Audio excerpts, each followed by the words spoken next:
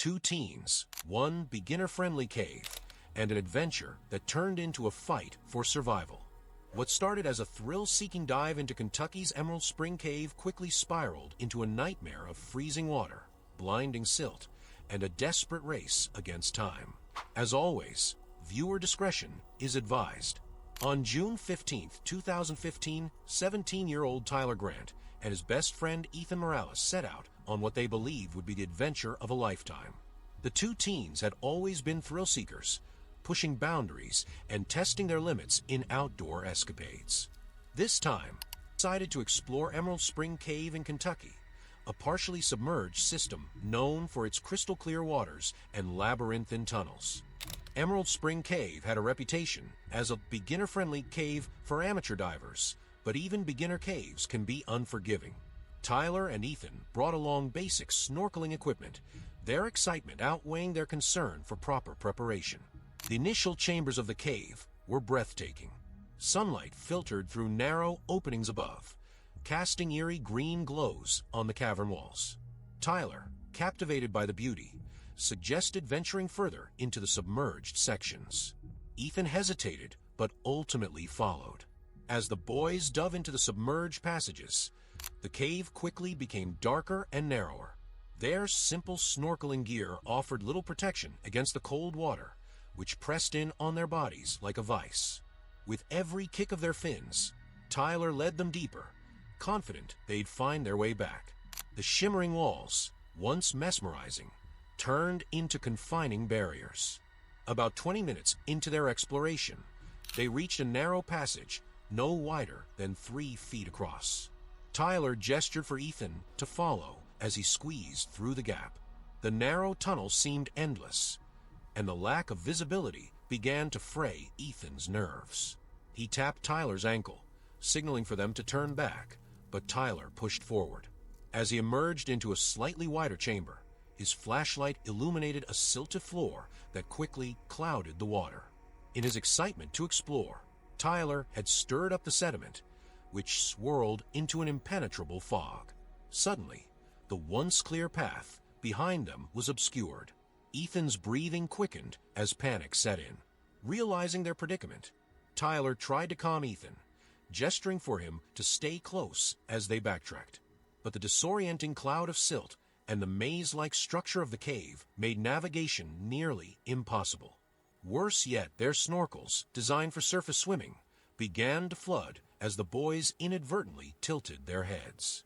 Tyler's heart pounded as he felt the icy water filling his lungs. They were lost, submerged, and running out of air. Tyler's determination to find a way out took over. He gestured for Ethan to hold onto his ankle as he swam forward, hoping to find an exit. The oppressive silence of the underwater world was broken only by their labored breaths and the occasional scraping of Tyler's hands against the rock. Suddenly, his fingers found an opening, a small upward shaft. With renewed hope, Tyler signaled Ethan and began pulling himself through the tight, vertical tunnel. The sharp edges of the rock tore at his wet suit and scraped his skin, but he pressed on. Just as Tyler reached the top of the shaft, he felt Ethan's grip on his ankle slip. Looking down, he saw his friend struggling, trapped in the narrow section below. Ethan's eyes were wide with terror as his foot became wedged between 2 rocks. Tyler's lungs burned as he tried to decide whether to continue up to get air or risk staying to free Ethan. He made the split-second decision to surface, bursting into a small air pocket above. Gasping for breath, he shouted Ethan's name, but the only response was the muffled sound of thrashing below. Tyler dove back down, his vision blurred by the murky water. Using every ounce of strength, he tugged at Ethan's trapped leg. The sharp rock dug into his fingers as he desperately tried to free his friend. Finally, with a powerful yank, Ethan's foot came loose, but the effort drained both boys of their remaining energy. Tyler grabbed Ethan under the arms and dragged him up into the air pocket. Ethan was coughing and shivering, but alive. The 2 boys clung to the walls of the air pocket, their breaths shallow as they realized the gravity of their situation. They were still deep inside the cave, with no clear way out and dwindling light from their flashlights. Tyler, refusing to give up, suggested they conserve their energy and wait for rescue. However, the cold water sapped their strength, and hypothermia loomed as a growing threat. Back on the surface, a group of hikers had noticed the boys' bikes and backpacks abandoned near the cave entrance. Concerned, they contacted local authorities, who quickly organized a rescue operation. Within hours, an experienced team of cave divers arrived. They assessed the submerged passages, carefully mapping their route as they searched for the boys. After what felt like an eternity, the divers reached the air pocket. Tyler and Ethan were barely conscious, their bodies pale and trembling.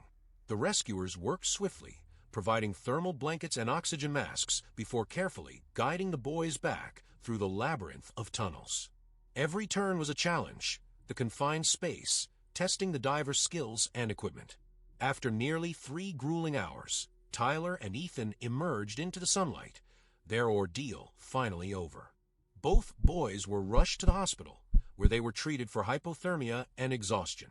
The experience left them shaken but alive, a testament to the resilience of the human spirit and the dangers of underestimating nature. Their story serves as a stark reminder that even the most alluring adventures can quickly turn into nightmares without proper preparation.